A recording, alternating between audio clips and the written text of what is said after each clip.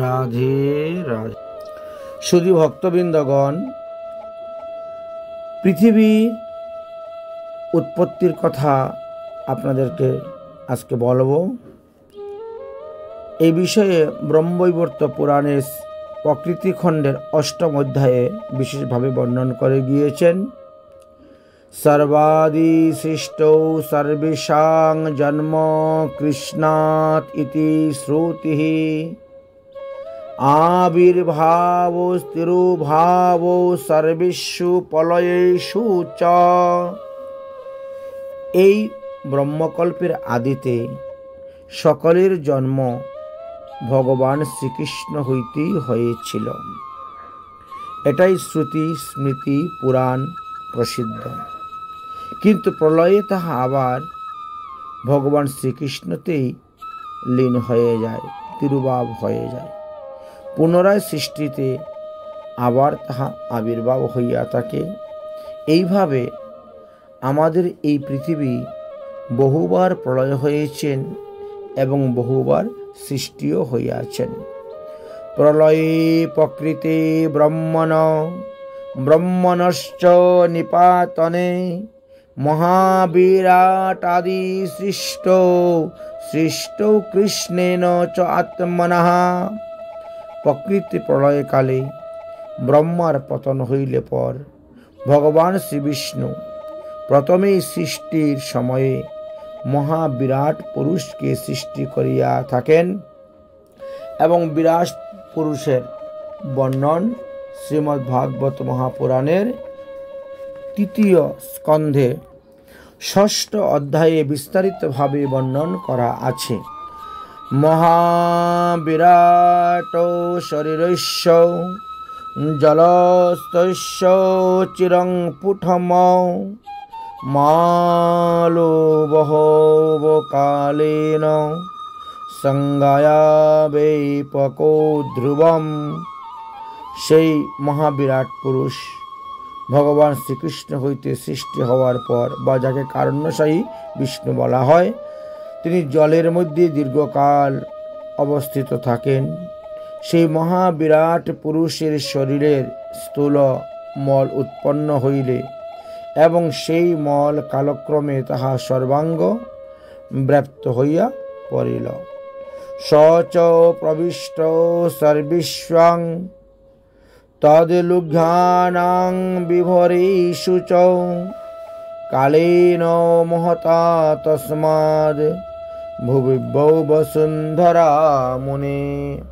সেই মল ক্রমে ক্রমে বিরাট পুরুষের সমস্ত লোমকূপকে আশ্রয় করেন, লোমকূপের বিভর সমূহকে প্রবিষ্ট হন এবং দীর্ঘকাল পরে তাহা হইতেই পৃথিবী দেবী সৃষ্টি হইয়া থাকেন, অর্থাৎ পৃথিবী দেবীর উৎপত্তি হইয়া থাকে। ভগবত ইচ্ছাতে সৃষ্টির প্রথমেই তিনি জলের উপরে প্রকাশ পাইয়াছিলেন এবং প্রলয়কালে আবার জলের মধ্যেই নিমগ্না হইয়া থাকেন। তিনি স্বীয় ইচ্ছাতে মূর্তিরূপ ধারণ করিতে পারেন, কথা বলিতে পারেন, চলতে পারেন। তিনি হলেন ভূমির অধিষ্ঠাত্রী দেবী, তাই তাহাকে বসুধা বলা হয়। তাই পৃথিবী দেবী বরাহ ভগবানকে দর্শন করিয়া তৎক্ষণাৎ মূর্তিমান হয়েছিলেন। এটি প্রমাণ আছে ভাগবতে। বরাহরূপী ভগবান বিষ্ণু বলিলেন, হে বসুধা, আমি তোমাকে রসাতল হইতে উদ্ধার করে নিয়ে যেতে এসেছি, তুমি আমার সঙ্গে চলো। ব্রহ্মা তোমার উপরে আমারই মায়াশক্তির দ্বারা সৃষ্টিকার্য আরম্ভ করিবেন। তুমি সকলের আধার ও ভূতা হইবে। ইহাতে মুনিগণ, ঋষিগণ, দেবগণ, মুনীশ্বগণ, গন্ধর্বগণ সকলেই সুখে তোমার পূজা করিবে।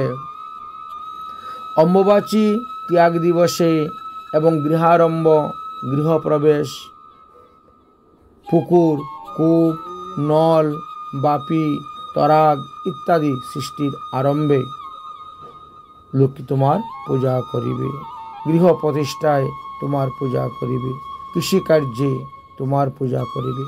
আমার বড় প্রভাবে এই পৃথিবীর সকল মনুষ্যই তোমাকে কোনো না কোনোভাবে পূজা করিয়া থাকিবে।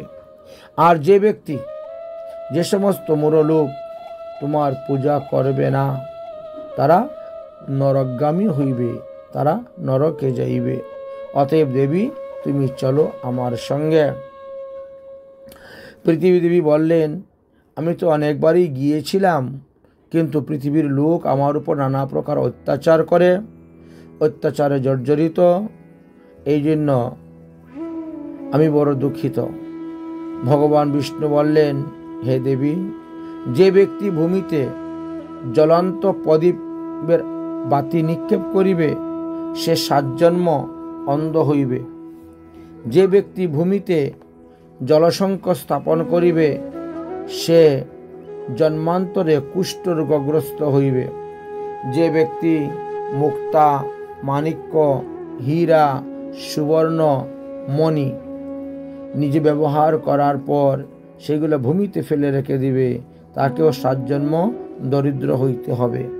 যে মানব শিবলিঙ্গ বা শিব পূজার বা ভগবত পূজার নির্মাল্যাদি বা শিলাদি ভূতলে স্থাপন করে, সে 100 মন্বন্তর কাল পর্যন্ত কৃমিভক্ষণ নামক নরকেতে গিয়ে বাস করিতে হইবে।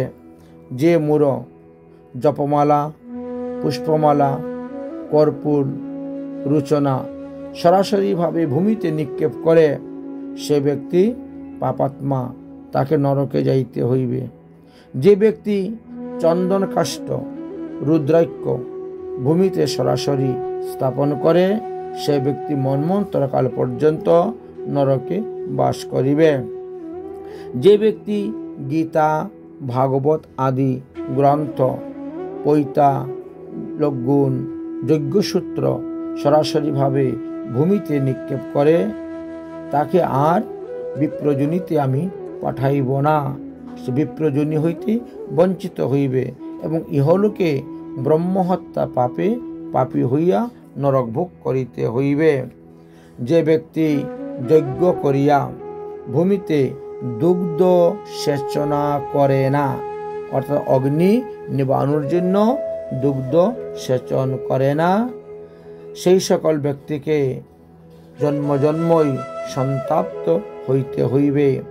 ভূমিকম্প বা গ্রহণ সময়ে যে মানব ভূমি খনন করবে, সে মহাপাপী, তাই জন্মান্তরে তাকে বিকলাঙ্গ হইয়ে জন্ম নিতে হইবে। যে মূঢ় মানব ভূস্বামীকে পিণ্ডিদান প্রদান করে না, কেবল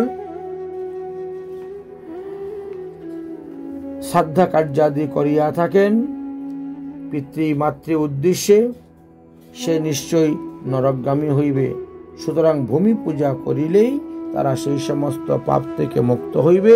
অতএব বসুধা, তুমি আমার সঙ্গে চলো, আমি তোমাকে নিয়ে যাব এবং পৃথিবীতে স্থাপন করব। তখন বসুধা দেবী বললেন যে, হে বিষ্ণু, আপনি যদি আমাকে বিবাহ করে পত্নী রূপে অঙ্গীকার করেন, তবেই আমি আপনার সঙ্গে যেতে পারি। ভগবান বিষ্ণু বললেন, তথাস্তু, তাই হইবে। অতঃপর পৃথিবী দেবী এবং ভগবান বিষ্ণু উভয়ের মধ্যে বিবাহ কার্য সম্পূর্ণ হল। এবার পৃথিবী দেবী বললেন, হে পতিদেবতা, আপনি আমাকে জলের উপরে রেখে চলে গেলে পর আমাকে কে দেখবে? সুতরাং আমাকে একটি পুত্র সন্তান দিন। সেই কালে বসুন্ধরা ছিল ঋতুমতী, বরাহের ঔরসে গর্ভ ধরিলা যুবতী। তাই তিনি তখন গর্ভদান দিলেন এবং সেই গর্ভেতে আসলেন। এবার ভগবান সেই বরাহদেবকে মস্তকে ভগবান বরাহদেব পৃথিবী দেবীকে দন্তাগ্রে করিয়া রসাতল থেকে উঠতে শুরু করলেন। ব্রহ্মা দেখতে পেলেন, দেখে স্তুতি করতেছেন, বসতি দর্শন শিকরে ধরণী তব লগে না, শশিনী কলঙ্ক কলেবর নিমগ্না, কেশব ধৃত শকুর রূপ, জয় জগদীশ হরে, জয় জগদীশ হরে। বলে কৃতাঞ্জলি পটে বৈদিক মন্ত্রের দ্বারা স্তুতি করিতে করিতে বরাহ ভগবানকে প্রণাম করলেন। মরীচি আদি ঋষিগণ, ব্রহ্মা আদি দেবগণ, ইন্দ্রাদি দেবগণ সকলেই প্রণাম করিলেন। গরুর পুরাণ উত্তরখণ্ডের 2য় অধ্যায় 16 নম্বর শ্লোকে বলা আছে যে ভগবান শ্রীকৃষ্ণ বা বরাহদেবের ঘাম হইতেই এই তিল উৎপন্ন হয়েছিল এবং লোম হইতে কুশ কাশের উৎপন্ন হয়েছিল। ভগবান শ্রীকৃষ্ণের ঘাম হইতে জব, স্বর, লোম হইতে দুব্বা, ঘাম হইতে আবার গম, বল্লজ, তীক্রাগ্র তীর্ণ বিশেষে রূপা, তামা ইত্যাদি সৃষ্টি হইয়াছিল। তো এইভাবে শাস্ত্রে আলোচনা করা আছে। ব্রহ্মা সর্বপ্রথম পৃথিবী দেবীকে পুজো করেছিলেন। রিং শ্রিং ক্লিং বসুন্ধরায় স্বাহা, এটি হলো পৃথিবী দেবীর বীজ মন্ত্র। এই মন্ত্রের দ্বারা ব্রহ্মা সর্বপ্রথম পৃথিবী দেবীকে পূজা করেছিলেন, পৃথিবী দেবীর নিকটে ভূমি প্রার্থনা করেছিলেন এবং তারপরে তিনি সৃষ্টিকার্য আরম্ভ করেছিলেন। এই পৃথিবী দেবীর 14টি নামের কথা শাস্ত্রে আলোচনা করা আছে। সেই 14টি নাম আমরা আজকে আস্বাদন করব।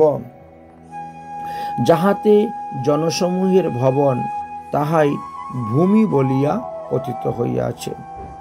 তিনি ধন রত্ন খনিজ পদার্থ দেন বলে বসুধা বা বসুন্ধরা তাকে বলা হয়েছে। বিরাট পুরুষের উরুদেশে জন্মহেতু তিনাকে উর্বী বলা হয়ে থাকে। তিনি জগতের সকল পদার্থ ধারণ করেন, তাই তিনি ধরা, ধরিণী, ধরিত্রী ইত্যাদি নামে পরিচিত। তিনি নানাবিধ যাগযজ্ঞের আধার বলিয়া তিনাকে ইজ্জা বলা হয়ে থাকে।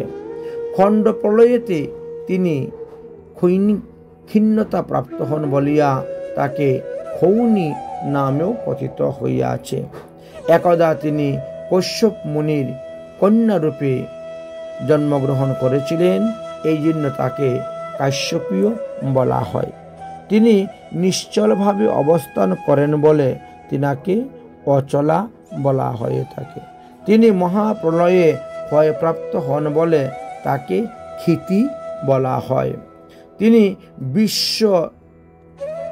সমস্ত বিশ্বের ভরণ পোষণ করেন বলিয়া তাকে বিশ্বাম্ভরা বলা হয়। তিনি অসংখ্য রূপ গুণ দ্বারা পরিবর্ধিত আছেন বলিয়া তাহাকে অনন্তা বলা হয়। তিনি একবার পৃথুরাজার দ্বারা দুহিত হইয়াছিলেন বলে তাকে পৃথিবী বলা হয়। তিনি মধু এবং কৈটুবের মেদ দ্বারা পরিপুষ্টতা লাভ করেছিলেন বলে তাহাকে মেদিনী বলা হয়। এই বিষয়ে একটি পৌরাণিক কাহিনীও আছে। এই পৃথিবীর নাম মেদিনী কেন হলো? মনে করেন, উদাহরণস্বরূপ বলা যায় যে কোনো এক সময় ব্রহ্মার কানের মল থেকে মধু ও কৈঠব নামে 2 দৈত্য জন্মগ্রহণ করেছিল। তাহারা মহামায়ার তপস্যা করিয়া ইচ্ছা মৃত্যু বর লাভ করিয়াছিলেন। তারপর তারা ব্রহ্মপদ লাভ করিবার ইচ্ছায় ব্রহ্মার সহিত যুদ্ধ করিতে গিয়েছিলেন। ব্রহ্মা তখন নিরুপায় হইয়ে ভগবান বিষ্ণুর শরণাপন্ন হয়েছিলেন। বিষ্ণু তখন গিয়ে মধু কৈটবের সঙ্গে যুদ্ধ করিলেন। দীর্ঘ 5000 বৎসর যুদ্ধ করেও বিষ্ণু এই অসুরদ্বয়কে পরাজয় করিতে পারেন নাই। তখন বিষ্ণু যুদ্ধক্ষেত্র হইতে পলায়ন করিলেন। দৈত্যগণ রঞ্চুর রঞ্চুর বলে ভগবানকে ডাকতে শুরু করল। আর ভগবান তখন শক্তি শক্তি শক্তি শক্তি বলে ডাকতেছেন আর দৌড়তে শুরু করেছেন। তখনই ভগবান বিষ্ণুর কপাল থেকে এক ফোঁটা ঘাম পড়ে গেল ভূমিতে, পৃথিবীতে। তার থেকে সরস্বতী দেবী জন্ম নিয়েছিলেন এবং বিষ্ণু বলিলেন, হে দেবী, এই দুই দৈত্যকে বধ করার যদি কোনো উপায় থাকে তা তুমি আমাকে বলো। সরস্বতী বলিলেন, আমি এখন দৈত্যদের জিহ্বাতে গিয়ে বসিব, আপনি পুনরায় যুদ্ধক্ষেত্রে যান। বিষ্ণু আবার যুদ্ধক্ষেত্রে গেলেন। তখন মধু এবং কৈঠব বলিলেন, আরে বিষ্ণু, তুমি তো আমাদের কাছ থেকে পরাজিত হয়ে পালিয়ে গিয়েছিলে, এখন কি আমাদের কাছে ক্ষমা চাইতে এসেছ? ঠিক আছে, আমরা তোমার সমস্ত দোষ ক্ষমা করে দিলাম।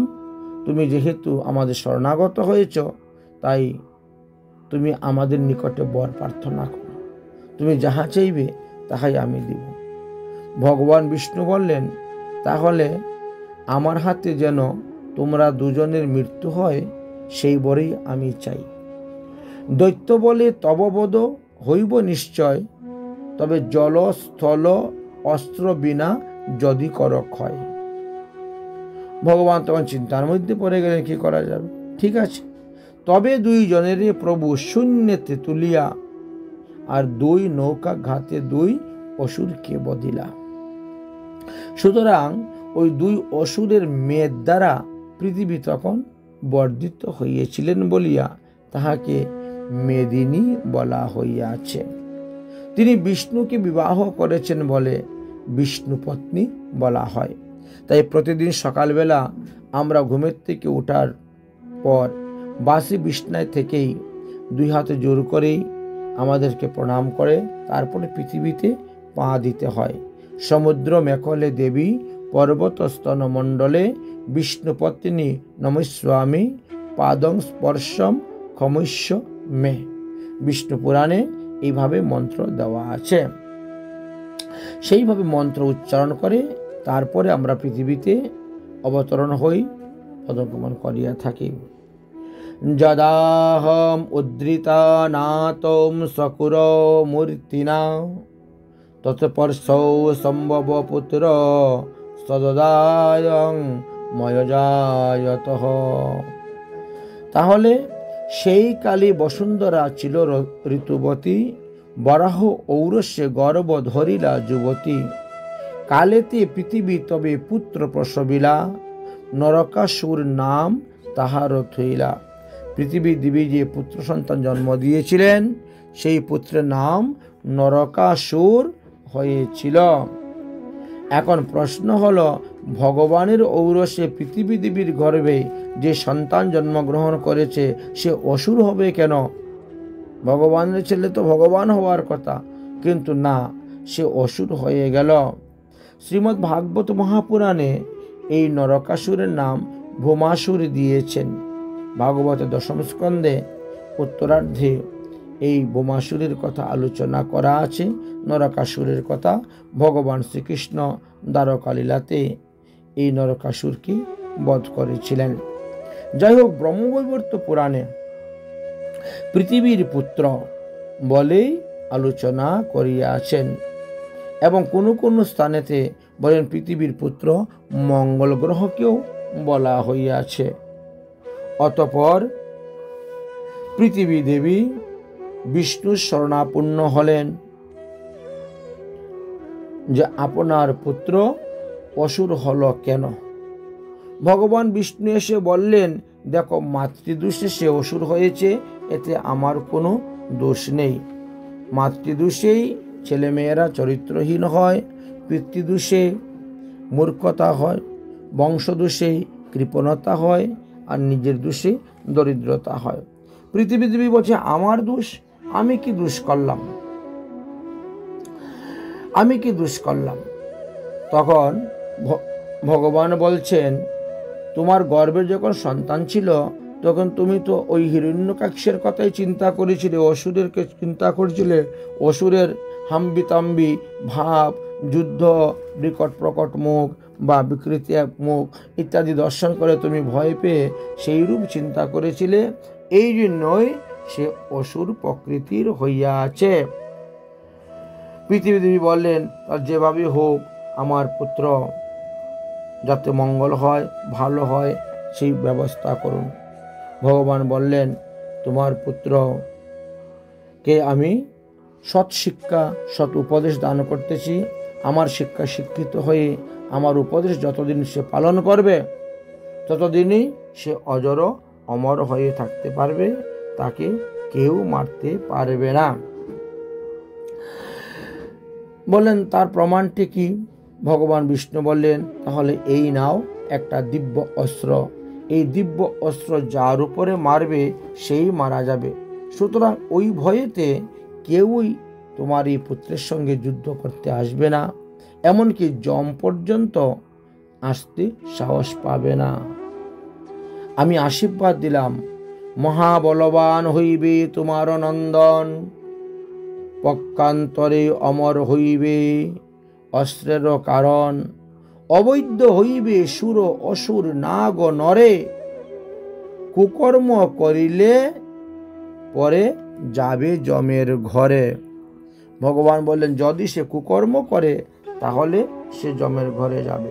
পৃথিবী দেবী বললেন, এ আবার কেমন কথা? এখনই বললে আমার ছেলে অমর, আর এখনই বলছেন আবার যাবে যমের ঘর। বললেন যে দেখো, দেবগণ, দেব দ্বিজ সাধুগুরু বৈষ্ণবের উপর যখন অত্যাচার করিবে, দেবগণে অত্যাচার করিবে যখন, সহস্তে উহারে আমি বদিব তখন। পৃথিবীদেবী বললেন, আপনি আপনার পুত্রকে বধ করবেন? এটা কি বিশ্বাস করা যায়? বলে, অবিশ্বাসের কিছুই নয়। আমার কাছে সব থেকে প্রিয় হলো আমার ভক্ত। আমার ভক্তের উপরে যদি আঘাত করে তাহলে সে পুত্র হলেও আমি তাদেরকে বধ করব। পৃথিবীদেবী বললেন, আমি কেমন করে জানবো যে তুমি এসে তাকে বধ করেছ? একথা শুনে ভগবান কি বলছেন?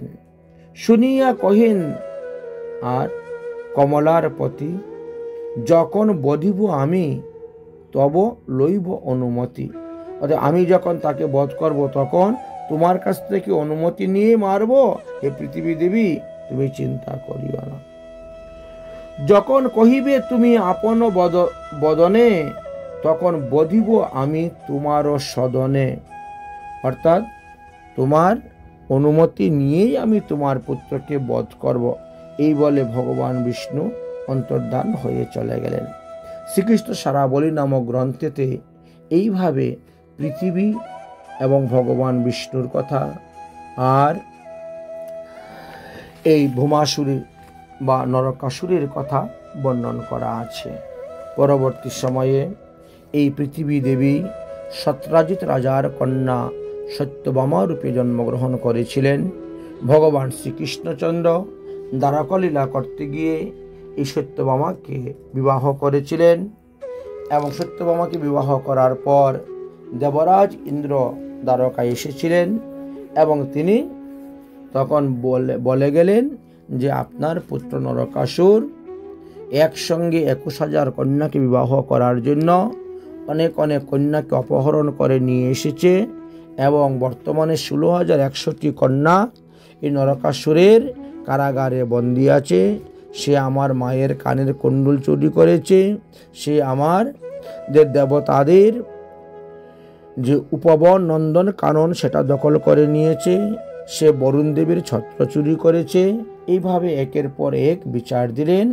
অতঃপর ভগবান শ্রীকৃষ্ণ ওই পৃথিবী দেবীর অংশ স্বরূপা সেই সত্যভামাকে সঙ্গে করে নিয়ে তিনি গিয়েছিলেন ওই অসুরের রাজ্যকে আক্রমণ করিবার জন্য। প্রাগজ্যোতিষপুরে অসুরের রাজ্যটি ছিল নরকাসুরের, সেখানে গেলেন আর গিয়ে সেই অসুরকে সংহার করেছিলেন, বধ করেছিলেন নরকাসুরকে। এইভাবে পৃথিবীর তত্ত্বকথা আমরা যৎকিঞ্চিৎ আস্বাদন করলাম। রাধে রাধে।